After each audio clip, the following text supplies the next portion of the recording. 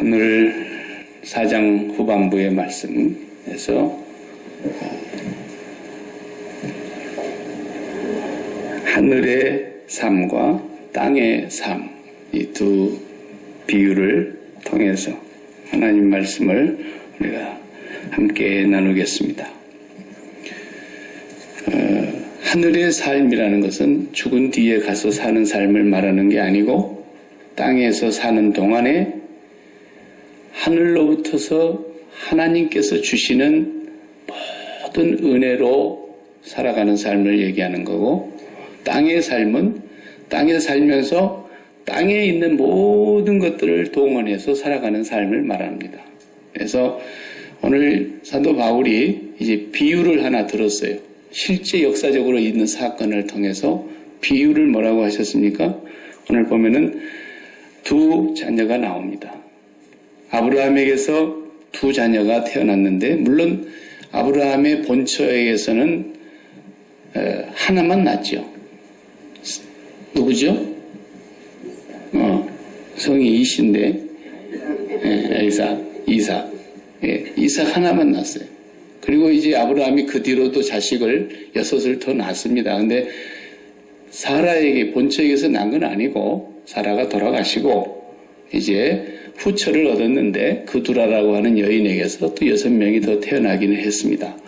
그리고 이제 아브라함에게서 우리가 아는 대로 하갈, 이집트에서 데리고 나온 종이죠.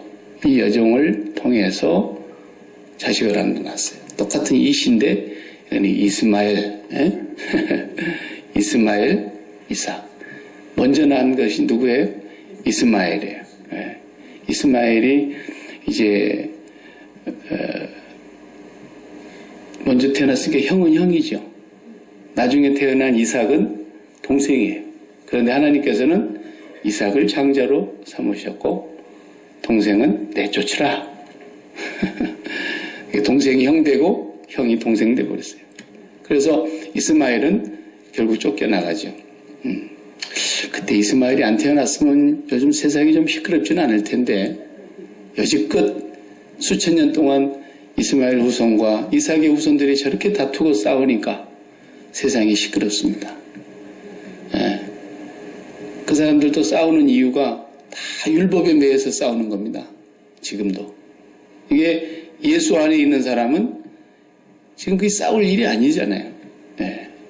유대인도 예수 안에 들어오면 이스마엘 후손들을 사랑해야 되고, 그들도 예수 안으로 들어오도록 만들어야 되고, 이스마엘 자손이라 할지라도 예수 안으로만 들어와 버리면 유대인들을 또 사랑해서 함께 예수 안에서 살게 되고 그렇게 될 텐데, 예루살렘을 무슨 이스라엘의 수도다고 맨날 트럼프는 그런 거 선포하고 그러는데, 물론 역대 대통령들이 다 하려고 했었나 발표만 안 했죠. 벌써 우리 미 의회에서는 결정이 난 얘기인데 아무도 발표를 못 했는데 요 양반이 발표를 해버렸어요.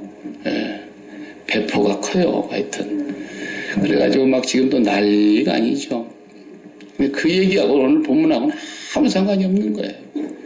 그냥 맨날 그 쓸데없는 이단들이 저적거리는 소리를 듣고 제3의 성전이 예루살렘에 지어지면 예수님이 오신다 그러고, 어디서 그런 이상한 소리들을 마귀한테 배워가지고 와가지고 그러는가 모르겠어요.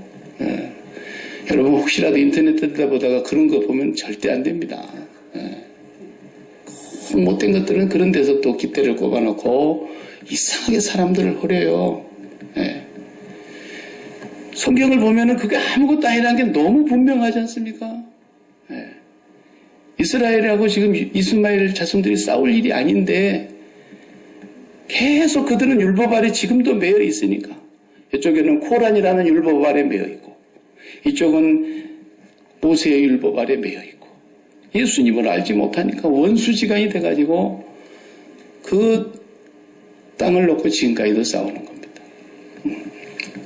오늘은 그런 얘기를 바울이 하려고 한 것이 아니고, 지금까지 이제 율법주의자들, 초등학문에 매여 있는 자들, 이 세상의 어떤 이론이나 그런 전통이나 의식이나 이런 사람이 만든 어떤 계명에 매여 있는 거, 이게 다 초등학문이라고 말하겠습니다.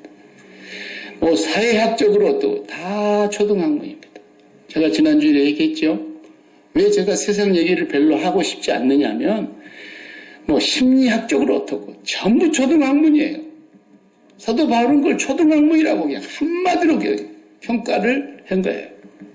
철학적으로 어떤 철학적, 그것도 초등학문이에요. 초등학문 아닌 게 없습니다. 이 세상에는. 모든 학문이 다 초등학문입니다. 그 초등학문이라는 것이 엘레멘터리를 얘기하는 아주 유치하다 이런 뜻은 아닙니다. 그런 뜻은 아니고 하나님의 법에 의해서 성령의 법에 의해서 자유하고 살아가는 사람들이 볼 때에 이 세상의 모든 학문은 어떤 얘기를 해도 그것은 초등학문에 속하는 사람을 자유하게 하지 못하는 그런 거라는 거예요. 그래서 오늘은 이 두 아들을 가지고 비유를 하는데 참 정말 사도 바울은 놀라운 비유를 하고 있어요. 24절에 이것은 비유다 그랬어요. 비유를 들었어요. 아브라함이 두 여자에게서 하갈에게서 이스마엘, 그 다음에 본처 사라에게서 이삭 이렇게 낳았는데 이걸 비유로 어떻게 설명하려고 그러는 거냐면 이런 얘기예요. 이미 사도 바울이 로마서에서도 이런 말씀을 많이 하셨어요. 근데 사람은 하늘의 세계와 공중 권세 잡은 자의 세계와 땅의 세계를 삽니다. 그래서 이걸 삼층천이라 그래요. 3층으로 되어 있어요. 그래서 땅의 세계도 하나가 있고 그 다음에 공중 권세 잡은 자의 세계가 하나가 있고 또 하나는 정말 하늘의 세계가 있어요. 그 영역은 하나님의 영역이에요. 그러니까 이 세 개로 나누어 놓고 성경은 설명을 하는데 우리의 마음이 어느 영역에 해당되는 거냐면 우리 사람의 마음은 공중 권세 잡은 자의 영역에 해당되는 거예요. 그 육체, 숨 떨어지면 흙이 돼버리는 이 육체가 살아가고 있고 육체가 살아있기 때문에 필요한 게 너무 많죠. 집도 필요하고 먹는 것도 필요하고 입는 것도 필요하고 돈도 필요하고 자동차도 필요하고 친구 관계도 필요하고 직장도 필요하고 하여튼 이 목숨 하나 붙어갖고 이게 육체가 살아있는 동안에 필요한 게 얼마나 많은지 몰라. 근데 어느 날 육체 하나가 딱 죽어버리면 지금까지 내가 일생을 쌓으면서 관계를 맺었던 거 쌓아놓았던 거 뭐 없죠. 다 없어지는 거예요. 그냥 없어지는, 그냥 끊어지는 거예요. 자식도 끊어지는 거고 다 끊어지는 거예요. 육체 하나가 살아있음으로써 땅의 삶의 영역이 있는 거예요. 이걸 땅에 속한 삶이라 그래요. 그리고 공중권세 잡은 자의 영역은 마음의 영역이에요. 그래서 사단이 언제나 우리의 마음을 공격하는 겁니다. 잠언의 말씀에 그랬잖아요. 너희가 지킬 만한 게 너무 많은데 돈도 지켜야 되고 건강도 지켜야 되고 명예도 지켜야 되고 자식도 지키고 가정도 지키고 지킬 게 한두 가지입니까? 그런데 지킬 것이 너무 많지만 뭐가 해요? 네 마음을 지켜라. 잠언 4장 23절에 네 마음을 지켜라. 생명의 근원이 거기서부터서 나온다 그랬어요. 그렇게 중요하다는 거예요. 거기가. 이 마음의 영역을 마귀가 계속 공격하는 거예요. 네. 그리고 그 위에 신령한 하나님의 영역이 있는 거예요. 그러니까 이 마음이라는 것이 하나님 쪽으로 올라갈 거냐 아니면 땅 쪽으로 내려올 거냐 이 문제예요. 평생의 싸움은 이걸 선한 싸움의 영역이라고 그랬잖아요. 지난주에.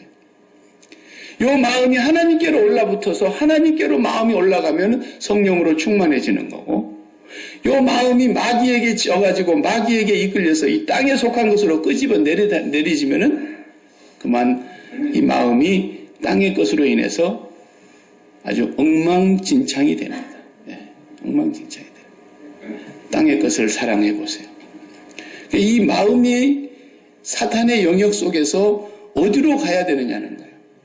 근데 우리가 그 사단을 내 힘으로 우리의 마음으로 못 이기는 겁니다. 사단은 예수 이름 외에는 절대로 못 이기는 거예요.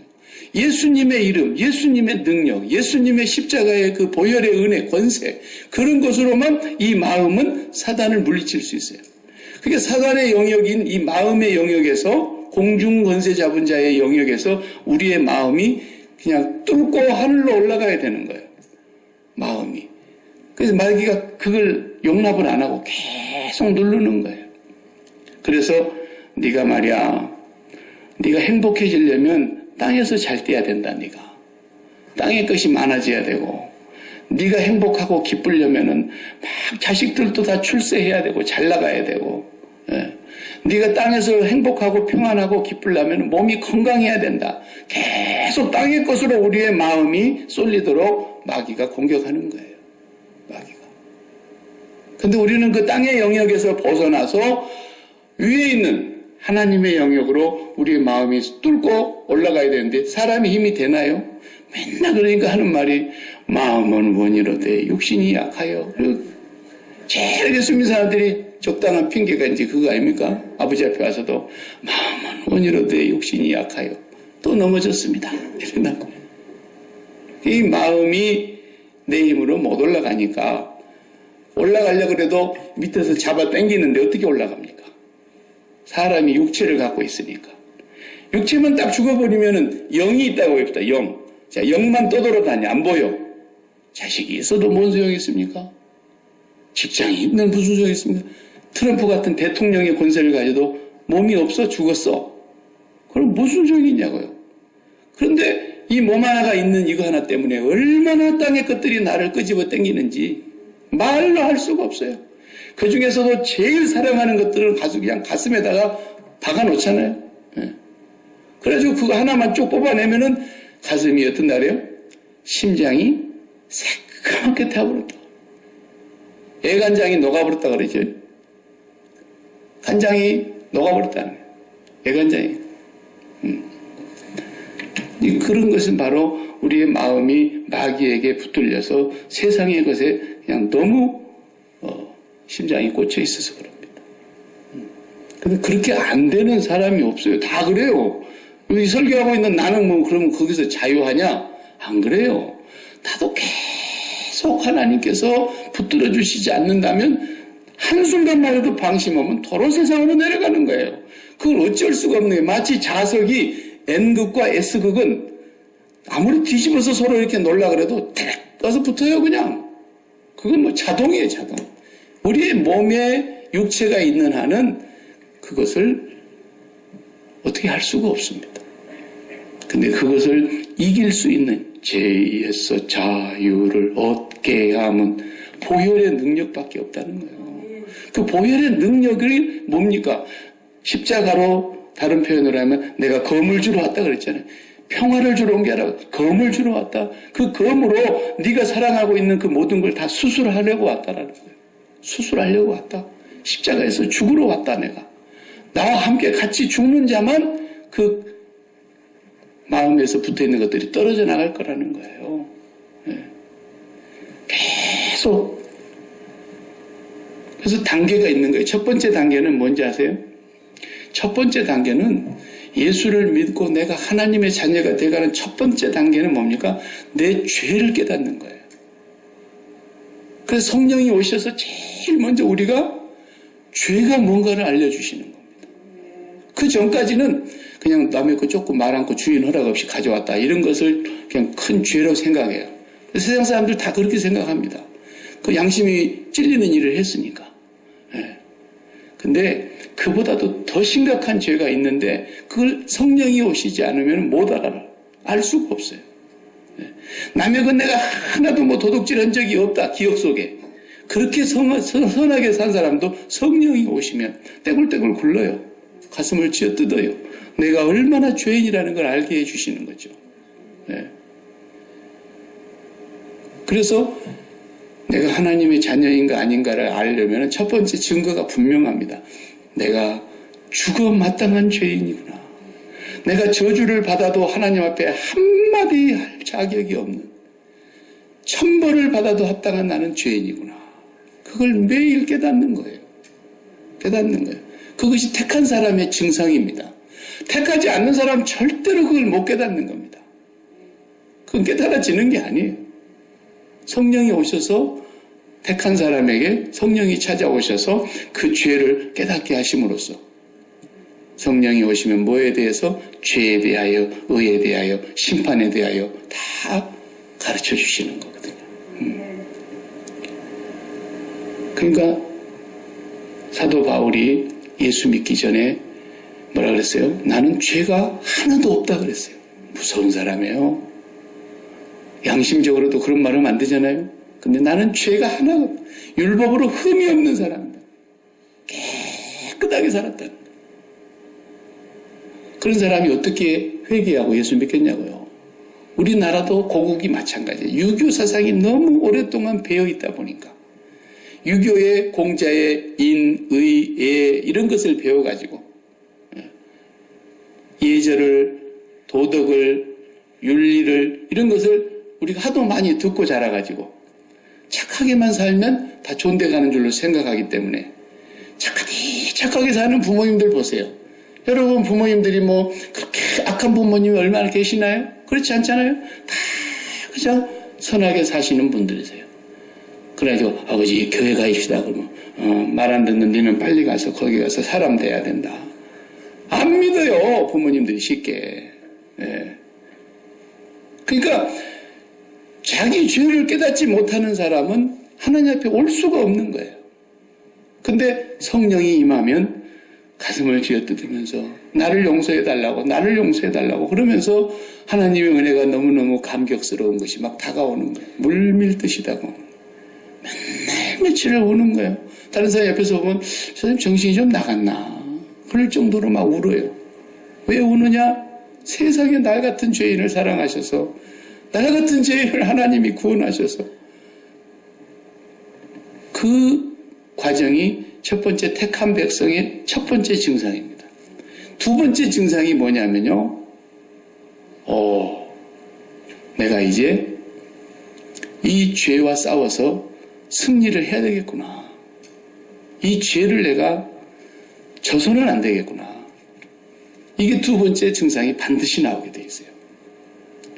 그래서 사도 바울이 나를 언제 택했다고 성경에 고백하던가요?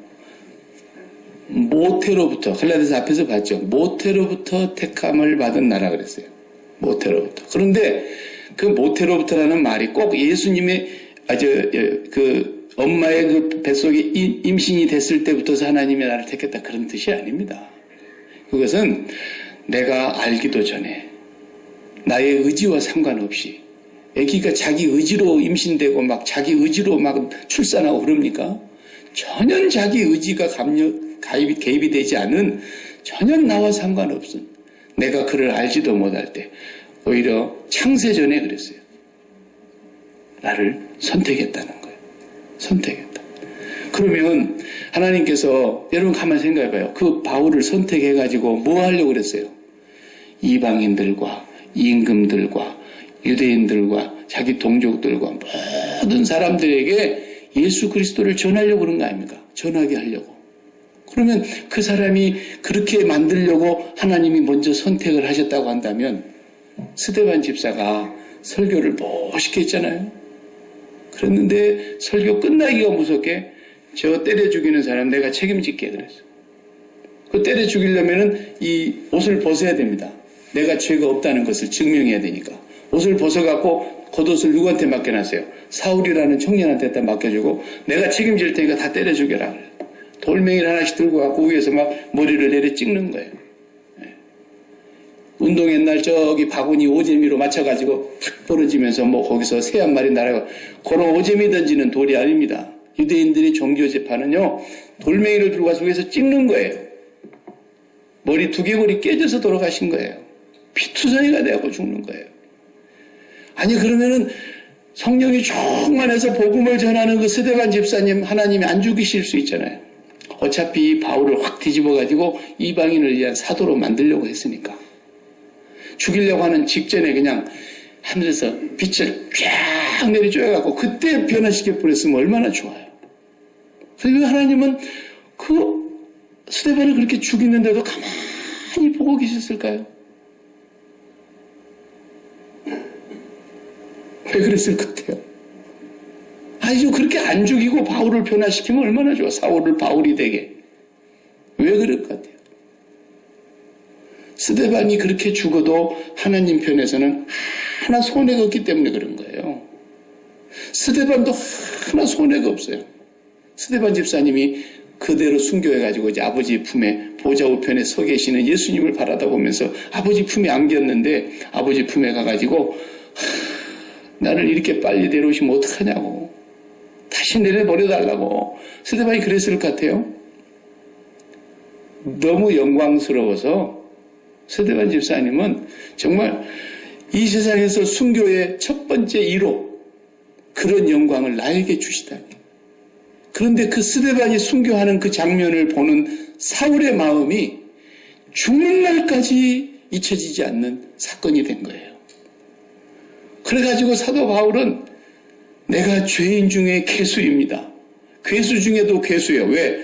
세상에 그렇게 순전한 스데반 집사를 내가 때려 죽이는데 옳다고 생각했고 지구상에서 내가 갖고 있는 이 종교적인 신념과 확신은 저걸 죽이는 게 옳다고 생각했는데 그렇게 죄가 없었던 사람이라. 근데 그 사람을 하나님께서 성령이 오셔서 그를 충만하게 하시니까 얼마나 하나님 앞에서 울며 통곡하며 회개했겠어요. 죄를 깨달은 거예요. 죄를. 성령이 오시니까 자기 죄가 얼마나 잔악하고 잔인무도하고 짐승 같은 죄악이었는가를 깨닫게 된 거예요. 그러면서 두 번째 십자가를 바라다 보니까 그 달리신 예수 그리스도, 그 십자가에 죽은 예수 그리스도를 자기가 이제 깨닫게 되니까 바로 저 십자가의 저주를 받아서 저렇게 십자가에 처절하게 사람의 몰골이 아닌 그 모습으로 죽은 예수의 그 죽음은 내가 받아야 될 죽음이었다는 걸 깨닫게 된 거예요. 그 과정이 사울에게 필요했던 거예요. 그 과정이. 그래서 사울을 변화시켜 놓고는 뭐라 그러냐면요. 아나니아 보고 네가 가서 좀 안수 좀 해라 그랬어요. 그러니까 주님 뭘 좀 알고 하시는 말씀입니까? 그 사람이 예루살렘에서 지금 이쪽으로 온 것이 그저 대제사장들에게 구속할 수 있는 결박권을 가지고 지금 우리를 잡으러 왔는데 주님 좀 알고 말씀하시죠. 야야 그런 소리 좀 말고 네가 지금 직가라고 하는 동네에 가서 유다의 집에 가면 걔가 지금 기도를 하고 있는데 그 사울이 기도하고 있는데 내가 그에게 뭘 보여줬어 그랬어요. 뭘 보여줬어요? 자기가 기도하고 있는데 환상이 보이는 거예요. 사울이 지금 잠깐 기도하고 있는데 거기서 쓰러져가지고 끌려갔잖아요. 기도하는데 뭐가 보입니까? 아나니아라는 선지자가 와서 자기에게 안수해 주시는 환상을 보는 거예요. 기도하면서. 그러니까 주님이 아나니아에게 그랬잖아요. 내가 지금 걔가 기도하고 있는데 네가 올 것을 내가 다 보여줬걸랑. 그러니까 네가 가서 그냥 손만 얹으면 돼. 그러니까 이제 아나니아가 가서 형제 사울이여 당신이 오던 길에 만났던 그 예수 그리스도께서 나를 당신에게 보내어 당신의 눈을 띄워주고 보라고 하니 내가 안수한다. 그러니까 눈에 비늘 같은 것이 벗겨지면서 다시 보게 됐더라 그랬어요. 3일 동안 시급을 전폐하고 눈도 안 보이던 그 사울이라는 청년이 거기서 아나니아의 안수를 받으면서 아나니아가 고친 거예요? 아니에요. 아나니아는 가서 그거 하기만 하면 되는 거예요. 손만 얹으면 되는 거예요. 그 말만 하면 되는 거예요. 그러니까 눈이 다 비늘 같은 것이 벗겨지면서 보였다 그랬어요. 그리고 일어나서 음식을 먹고 곧바로 이제 곧 나가서 또 전도합니다. 이 사울이 이제 가만히 있을 수가 없는 거예요. 네. 그러니까 선택을 받은 하나님의 백성들의 증상은 어떤 증상이 나오느냐? 첫째는 내가 얼마나 큰 죄인이라는 걸 깨닫게 되면서 예수 그리스도께서 내 죄의 저주를 다 받으셨구나. 그것이 깨달아지면서 그 다음부터서는 그 죄와 싸우기 시작하는 거예요. 그 죄와 싸우는 게 뭐냐? 주여 내가 죄 안 지켰습니다. 죄 안 지켰습니다. 시험에 들게 하지 하시옵소서. 매 그러고 있다고 죄 안 짓는 게 아니에요. 그렇게 해서 죄를 안 짓는 게 아니라 날마다 주님의 십자가를 바라다 보는 거예요. 날마다 주님의 십자가를 묵상하는 거예요. 그리고 그 십자가에서 이제는 내가 죽은 자인 것을 고백하고 매일 확인하는 거예요. 시인하는 거예요. 그것이 나를 검으로 수술하는 작업이에요. 작업. 계속해서. 그러니까 내 마음은 살아있는 동안에는 이 마귀란 놈이 내 마음의 영역을 계속 공격해서 육체를 붙이고 있는 이 땅의 문제에 붙어있게 만드는 거예요. 못 올라가게 만드는 거예요. 그런데 날마다 십자가의 생활을 하는 그 기도를 통해서 우리의 마음이 가만히 있는 게 아니에요. 내가 예수 그리스도를 바라다보며 그리스도와 함께 죽은 자인 것을 매일 고백하면서 기도할 때에 성령이 나를, 내 마음을 붙들고 하나님께로 인도하시는 거예요. 내 마음이 그때 하나님께로 올라가는 거예요. 계속 하나님께로 올라가면은 그때 이제 하나님께로부터서 내가 받는 게 있는 거예요. 그때 하나님께로부터 받아요. 이것은 이제 땅에서 살지만 하늘에서 받아갖고 사는 거예요. 옛날에는 내가 땅에 있는 문제를 가지고 아이고 좋아라 기쁘다 이렇게 하면서 살았어요. 자식이 뭔 일이 잘 됐다는 소식을 들으니까 너무 기뻐서 오늘 하루 종일 기쁜 거예요. 그런데 그 자식이 또 가다가 그냥 교통사고가 나버렸단다. 그러면 그냥 그 기뻤던 것이 다 온데간데 없어져 버리고 다시 또 절망 속에서, 고통 속에서, 안타까움 속에서 또 막 견디나지를 못해요. 이런 재료를 가지고 땅의 삶을 살던 사람이 마음이 계속 땅의 문제에 대해서는 십자가의 생활화를 통해서 끊어지고 하나님께로 계속 올라가는 기도 생활이 반복되면서 성령께서 내 마음을 주장하시니까 하늘로부터서 오는 기쁨이 따로 있는 거예요. 그러니까 예수님께서 요한복음의 15장에 그런 말씀하시잖아요. 내가 너희에게 이것을 지금 일러주는 이유는 내 기쁨이 너희 안에 있어 너희 기쁨이 충만하게 하려 함이라 그랬어요. 그 예수님의 내 기쁨을 너희한테 준다 그랬는데 그 기쁨이 어디서 받겠어요? 예수님이 세상에서 무슨 기쁨을 찾는 분입니까? 날마다 하나님께로부터 주시는 기쁨을 가지고 그 기쁨이 너희에게도 있기를 원해서 내가 이 말을 일러준다. 계속 하나님께로. 우리가 분명히 십자가의 생활을 통해서 우리 마음이 하나님께로 올라가도록 성령의 이끌림을 받으면 성령으로부터 오는 성령의 기쁨, 그게 있는 거예요. 그게. 그래서 또 요한복음 14장에서는 27절에 내가 평안을 너희에게 주노니 세상이 주는 것과 같지 않다 그랬어요. 세상도 평안이 있습니다.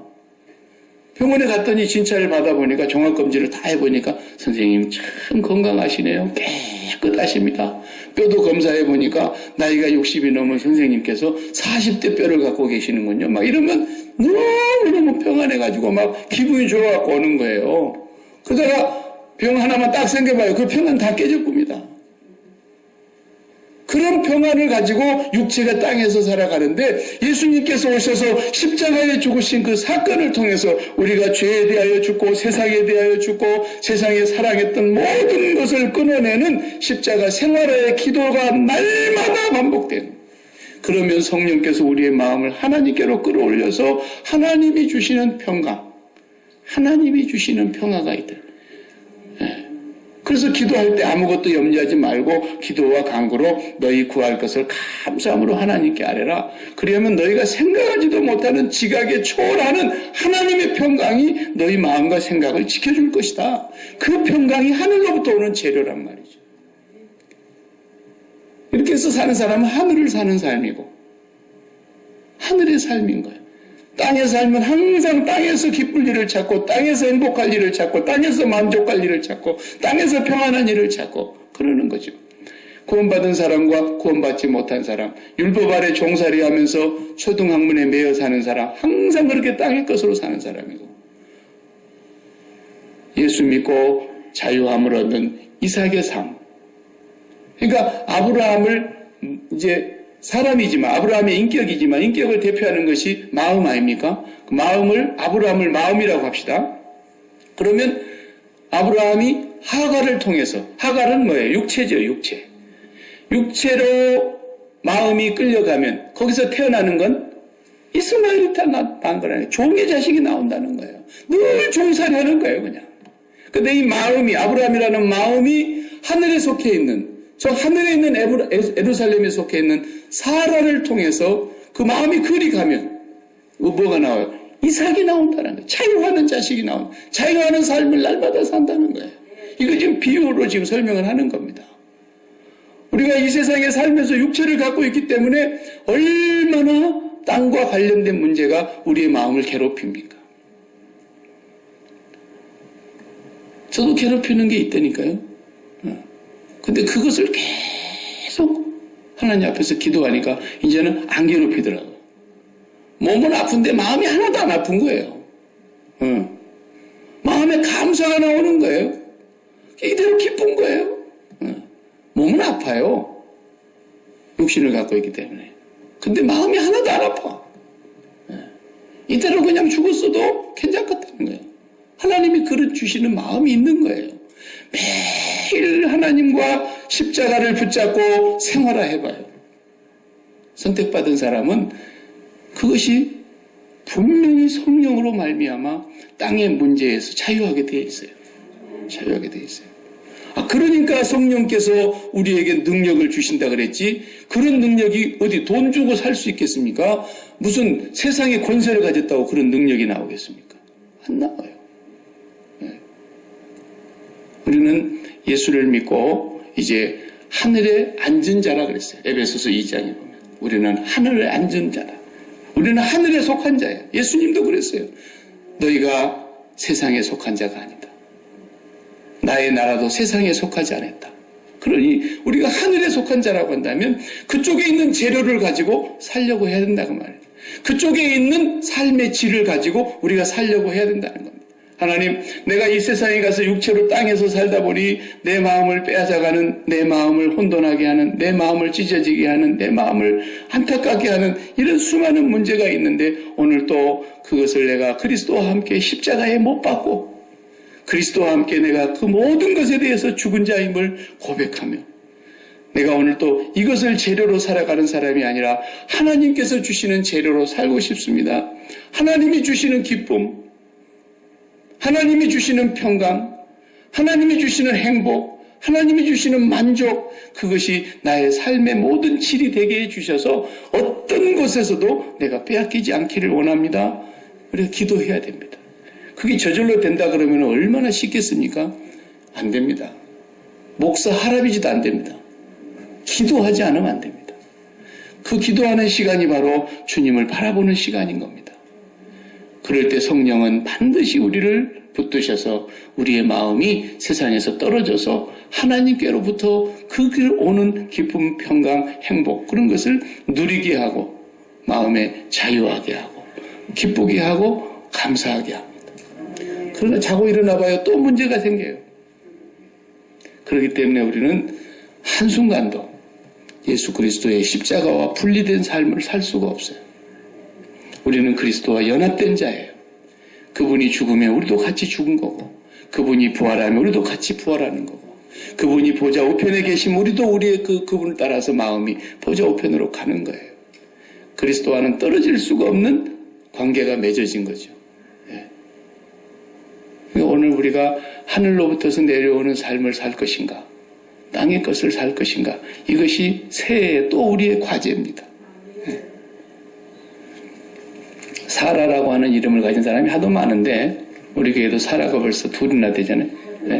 사라라는 그 미국의 경제학 기자, 여자 기자인데 사라라는 분이 재미나는 책을 한 권 썼어요. 한 10년 전 얘기인데 10년도 됐네. 12년 정도 됐네요. 2005년도에 뭘 썼냐면 A Year Without Made in China. 제목이 그래요. 책 제목이 A Year Without Made in China. Made in China 없이 1년을 살아보기. 왜 그런 생각을 했냐면 바로 그 1주간 전에 크리스마스가 닥쳤을 때 크리스마스 때 많은 친구로부터서 크리스마스 선물을 받았는데 자그마치 39가지 선물을 받았어요. 39가지 선물을 쫙 보니까 하나하나 살펴보니까 그 중에 24개가 메이드 인 차이나였어요. 그래서 이 기자가 맥락는 생각을 한 거예요. 메이드 인 차이나 보이콧을 한번 해봐야 되겠다. 그래가지고 내가 1년 동안 새해부터서 우리 가족 전체가 메이드 인 차이나를 더 이상 쓰지 않기로 다짐을 하고 가족들과 회의를 하고 이제 모든 것은 메이드 인 차이나 아닌 것만 갖고 살아야 됩니다. 1년을. 성공했을까요? 못했을까요? 당연히 못했죠. 못했으니까 이 사람이 이제 그게 TV를 타고 다큐멘터리가 만들어진 거예요. 처음에 걸린 게 뭐예요? 자기 애기 운동화를 하나 사야 되겠는데 운동화 가게를 갔더니 신발 가게 한 50컬레가 있는데 메이드 인 차이나 아닌 게 하나도 없더래요. 그래서 이제 인터넷에서 몇 시간을 뒤져가지고 하나를 찾았는데 이탈리아 제품이 하나 있더래요. 메이드 인 이탈리. 그래서 이탈리 제품을 이제 온라인으로 신청을 해가지고 2주 만에 받았는데 2주 만에 기다려야 되잖아요. 당장 가서 사면 될 걸 메이드 인 차이나 안 사야 되니까 2주간을 기다렸다가 받았는데 쇼핑비까지 해가지고 그저 메이드 인 차이나를 살 것 같으면은 한 20불이면 살 것을 8배를 주고 샀대요. 예. 돈도 많대. 그래가지고 애기 신발 하나 줬다. 그 다음에 이제 책상에 놓을 그 스탠드 있잖아요. 등. 공부할 때 쓰는 그 등. 그거 하나를 사려고 그러는데 메이드 인 차이나를 찾을 수가 있어요. 그래서 천신만고 끝에 메이드 인 USA를 찾았대. 올커니. 그래서 딱 주문해갖고 하고 메이드 인 USA를 이제 조립을 하고 딱 꺼내보니까 부품은 다 메이드 인 차이나더래. 예. 메이드 인 USA 회사가 만들기는 중국에서 다 만들어갖고 오는 거예요. 값싼 노동력에. 예? 뭐 컴퓨터를 메이드 인 차이나 아닌 걸 살 수 있나요? 예. 금년에는 게임을 한번 해봐야 될 것 같아요. 메이드 인 차이나 아닌 거 사오기. 와, 그럼 굉장히 재밌을 것 같아. 예? 메이드 인 차이나 아닌 게 없어요. 아닌 게 없어요. 분명히 회사는 미국 회사일 거예요. 컴퍼니 자체가 미국 회사인데 미국에서 만들어갖고는 팔아먹을 수가 없어요. 인건비가 비싸고 제품값이 올라가서. 그러니까 저 중국 땅에 가고 값싼 노동력으로 그걸 다 만들어가지고 포장해서 메이드 인 USA. 그러지만 부품 하나하나가 다 중국에서 만든 겁니다. 그래서 이 사라라는 여기자가 포기를 한 거예요. 도저히 안 되겠다. 먹는 것도 마찬가지고 입는 것도 마찬가지고 어떤 거 하나도 메이드 인 차이나. 좋은 점도 있죠. 메이드 인 차이나가 지금 이 세상에 이렇게 많으니까 우리가 그렇게 좋은 물건들도 값싸게 사서 쓸 수 있는 이점도 있어요. 나쁜 점만 있는 게 아니잖아요. 중국에서 안 만든다 그래봐요. 얼마나 우리가 복잡해지겠어요. 근데 우리 성도는 메이드 인 차이나 안 쓰기 뭐 그런 거 하면 안 돼요. 국산품 애용하기 그거는 나라 사랑하는 게 아니에요. 국산품 애용하기만 하니까 맨날 국민들을 봉으로 알고 아무렇게나 만들잖아요. 그래서 외국 것을 탁탁 사면서 봐라 이렇게 만들어야지 사지 그러면서 조금 비싸더라도 막 외제를 사버리니까 국내산들이 비상이 걸리잖아요. 우리도 잘 만들어야 되겠다 이제. 예. 국산품 애용이 나라 사랑의 길이 아닙니다. 지금 시대 와서는 그건 말도 안 되는 소리예요. 열심히 외제 거를 막 사야 되는 거야. 현대자동차도 막 사지 말고 계속 막 일제를 사고 미제를 사고 막 그러면 현대자동차들이 국민을 봉으로 알고 아무렇게나 만들지 않죠. 근데 대한민국에서 만든 건 다 이상하게 만들잖아요. 발로 툭 차면 쏙 들어가는 걸로 만들고 말이에요. 미국에서 그렇게 만들어봐요. 한 대도 안 팔리죠. 예, 그런 거 아닙니까? 우리는 메이드 인 차이나 안 쓰겠다 뭐 이런 거 가지고 민족주의 운동이나 했었고 그런 것은 예수 믿는 사람에게는 어리석은 짓입니다. 필요한 대로 어떤 나라 것이니 다 써야 돼요 이제는. 그러나 사는 방식은 하늘의 것만 갖고 살아야 돼요. 그걸 놓치지 말아야 돼요. 땅의 것은 뭐 능력 되는 대로 사세요. 좋은 차도 타시고 타고 싶으면. 그러나 삶의 방식, 삶의 질, 삶의 재료는 저 하늘의 것만 갖고 살아야 되겠다는 올 한 해의 결정을 해야 되는 거예요. 1년 동안은 좀 내가 무리하게 얘기하는 것 같으니까 A year without made in China. 이 여자는 그렇게 얘기했지만 A day without made in the world. 그러면 안 되죠. Made in heaven. 하늘 걸로 살아야 된다고 해요. 하늘 걸로. 그러니까 매일 그것만 생각하고 살아보자는 거예요. 오늘 하루만, 1년은 너무 벅차지 않습니까? 오늘 하루만 메이드 인 헤븐 걸로 살아보자. 그러다 보니까 매일 그렇게 살다 보니까 1년을 그렇게 살게 되지 않겠습니까? 그것을 우리가 금년 새해에 목표로 삼자고요. 목표로. 뭔 큰 목표를 삼아요. 한 가지만 잘해봐요. 한 가지만. 그것만 우리가 한번 하나님 앞에서 하나님 오늘도 내가 눈을 떴습니다. 오늘 하루 동안 살겠는데 무슨 일이 닥칠는지 난 모르겠습니다. 그러나 메이드 인 헤븐은 그 재료만 갖고 오늘 살고 싶습니다. 내 마음의 기쁨, 내 마음의 평강, 내 마음의 행복, 내 마음의 기쁨, 내 마음의 만족, 내 마음의 감사, 내 마음에서 나오는 모든 것들이 하늘로부터 받은 재료로 살고 싶습니다. 아침에 다 그렇게 기도하고 주님 십자가 바라보고 십자가를 생활하면서 무슨 일을 만나든지 칵 죽어버리자요. 사도 바울처럼 나는 날마다 죽노라. 그리고 죽어버리는 거예요. 그냥 죽어버리는 거예요. 근데 초대교회 성도들이 다 그렇게 살았습니다. 그렇게 사니까 성령이 오셔서 그들의 마음속에 하늘의 재료로 기쁨을 갖게 해주시니까 자, 집 뺏겼습니다. 막 사울이요, 예수 믿기 전에 사울이 막 잡으러 다닐 때 혼자 잡으러 다닌 게 아니잖아요. 조를 짜가지고 막 잡으러 다니는 거예요. 잡으러 다닐 때 예루살렘에서 12사도만 남겨두고 예루살렘에서 다 도망갔다 했어요. 3,000명 회개한 사람, 5,000명 세례받은 사람 다 도망간 거예요. 그래서 도망가도 어디로 도망가야 안 잡히냐? 사마리아 땅에 들어가면 안 잡힌다는 걸 알아가지고. 왜? 거기 개들이니까 이방인의 땅에는 유대인들이 안 들어가게 돼 있잖아요. 못 들어가. 나 잡아라고. 또 딱 돌아버리면은 그 사람들이 못 들어오는 거예요. 그러니까 그쪽으로 다 숨어 들어갔는데 집을 잃어버렸습니다. 일 있는 사람 일도 빼앗겨버렸습니다. 재산도 없습니다. 자식들도 다 달라붙어가지고 그냥 그 동네에서 이제 얻어먹고 살아야 되는데 옛날에는 이방인 개 취급해가지고 상대도 안 했던 사람들한테 가고 얻어먹고 살아야 됩니다. 이게 무슨 조합입니까 이게? 그런 사람들 보고 새해 복 많이 받으시 바랍니다. 이런 인사가 되겠냐고요? 안 됩니다. 그런 인사는. 금년에 무슨 대박 나시기 바랍니다. 무슨 대박을 나요? 집도 다 뺏기고 전답도 뺏기고 집도 뺏기고 다 뺏기고 그냥 나왔는데 목숨 하나 딸랑 붙이고 나왔는데 그런데 사도행전에 보세요. 그 성에 그 사람들이 두루 다니며 복음을 전할세 성령께서 그곳에 함께 하시니까 그 성에 큰 기쁨이 있더라 그랬어요. 그건 땅에 있는 재료가 아니잖아요. 위에서 내려오는 재료입니다. 그 사람들이 온 성을 다 기쁨이 충만하게 만들어버렸다는 거예요. 그럼 그 전도하러 다니는 사람들이 그랬겠어요? 예수 믿으면 복 받습니다.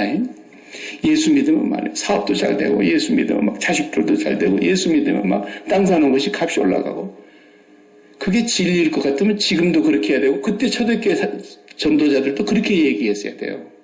진리면 그렇게 얘기를 해야 돼요. 근데 그 사람들은 자기 처지가 자기 꼬라지가 지금 말이 아닌데 어떻게 그런 전도를 하고 다닙니까? 자기는 집도 없고 전답도 없고 다 뺏기고 맨몸으로 그냥 도망 나온 이 거지가 됐는데 그 사람들 입에서 뭐가 나왔겠어요? 예수 믿으면 뭐 땅에서 잘 되고 뭐 이런 얘기 했겠어요? 그때 진리가 아니면 지금도 진리가 아닙니다. 그때 그것이 진리였으면 지금도 진리입니다. 그때 그 시대에 초대교회에서도요 3.3은 그러면 9 그랬어요 그 사람들이. 지금 2000년 지나도 3.3은 그러면 9 그래요. 그러니까 진리죠 3.3은 9가. 그래서 구구단을 우리가 외워서 쓰는 거 아닙니까? 그것은 평생 바뀌지 않는 거니까. 구구단 바뀐다 그러면 이제 주님 오실 겁니다. 구구단이 바뀔 수가 없죠. 그때 복음이었으면 지금도 복음인 겁니다. 그때 그 사람들이 무엇을 전했겠는가를 가만히 생각해 봐요. 그러니까 나중에 아나니한테 그럽니다. 네가 가서 안수해라. 내가 그를 이방인과 임금들과 이스라엘 백성들을 위해서 택한 나의 그릇인데 그 다음 말씀이 뭐라고 하는지 아세요? 그 사람이 앞으로 얼마나 고난을 받아야 될 것인가를 내가 다 보여줬다 그랬어요. 앞으로 그 바울이 되어서 네가 복음을 전하면서 얼마나 많은 고난을 당할 것인가를 미리 보여줬다니까요 주님이. 그런데도 바울은 갔어요 거기를. 내 생명 조금도 이제 귀한 것으로 여기지 않습니다. 세상에 날 같은 죄인 중에 왼수를 괴수를 하나님이 용서하셨고 스데반 집사를 때려 죽일 때까지도 하나님이 말리질 않으셨고 그렇게 잔인하게 내가 죄를 지었는데도 하나님이 나를 살려둔 것은 네가 얼마나 죄인인가를 보게 하신 겁니다. 그렇게 잘났다고 생각하는 자신을 하나님이 얼마나 죄가 큰가를 알게 하신 거예요. 여러분 죄가 깨달아지면 감사하십시오. 죄가 커지면 커질수록 죄 많은 곳에 은혜가 넘친다는 말 하셨지 않습니까? 그리고 이제는 내가 다시는 그 죄의 길로 돌아가지 않기 위해서 이제는 죄에 대하여 죽은 자가 되어야 되니까 매일매일 그리스도의 죽음을 나의 죽음으로 고백하며 십자가를 붙잡고 기도하는 것입니다. 그런 사람들은 성령이 반드시 찾아오셔서 그 마음을 하나님께로 끌고 올라가셔서 세상이 줄 수 없는 기쁨으로, 세상이 줄 수 없는 평안으로, 세상에서 맛볼 수 없는 행복으로, 세상의 그 무엇으로도 느낄 수 없는 만족으로, 기쁨으로 채워주신다는 것입니다. 그러니까 우리가 이제 전도가 가능한 겁니다. 그때서 이 사람들이 나가서 전도를 했더니 사마리아가 큰 기쁨으로 온 성이 뒤바뀌어 버리더라고요. 바울은 오늘 비유를 통해서 말씀하십니다. 올 한 해 동안에 우리는 하늘의 삶을 살아보기 위해서 매일매일 결단하고 아침에 일어나고 일터에 나가고 또 돌아와서는 뭐 많은 기도할 거 없이 오늘 내가 정말 하늘의 재료로 살았는가, 또 그거 한번 생각하면서 주님 앞에서 기도하고 그리고 잠자리에 들고 그렇게 살아보면은 내가 그렇게 살아가고 있는 동안에 하나님은 나의 삶을 살아주신다는 겁니다. 내 안에서 예수 그리스도가 산다는 것이 바로 그 말입니다. 나는 내가 산 것이 아니요 내 안에 그리스도께서 사신 것이라. 왜? 나는 이제 그리스도와 함께 못 박혔으니까, 죽었으니까. 그러니까 올 한 해 동안의 목표를 십자가에서 안 내려오기, 그것이 우리의 목표여야 됩니다. 여러분 가정의 가온으로 삼아도 손색이 없습니다. 십자가에서 내려오지 않기. 그 마귀가 계속 사람들을 동원해갖고 언제는 죽여라 그래놓고 나중에는 십자가 예수님이 정말 못 박혔으니까 내려와봐라 그러잖아요. 내려오면은 내가 하나님의 자녀, 하나님인 줄 알겠다. 그러면서 막 내려오라 그래요. 네가 내려와라. 네도 구원하고 저들도 구원해줘라. 계속 유혹하는데 주님은 끝까지 내려오지 않으셨습니다. 거기에 죽으셨기 때문에 우리가 죽을 수 있었고 우리가 그리스도가 부활하심으로 우리가 살게 된 것입니다. 올 한 해 동안 십자가에서 안 내려오기. 예? 예. 또 누가 보면 아무개 집사님 십자가에서 내려오셨네. 빨리 올라가시라고. 그러면서 우리가 사는 거예요. 그 약점이 나오잖아요, 사람이. 그러면 참 못된 성질 또 나온다. 그러지 말고 주여, 저 모습이 내 모습입니다. 왜? 우리가 한 몸이니까. 저기가 아프면 나도 아픈 거니까. 주여, 우리의 약함을 보시옵소서.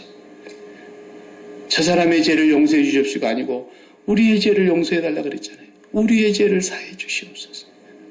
우리가 이렇게 연약한 자입니다. 그러면서 집사님 십자가에 올라가시죠. 한마디 이렇게 거들어요. 그러면은 문제될 것이 하나도 없어요.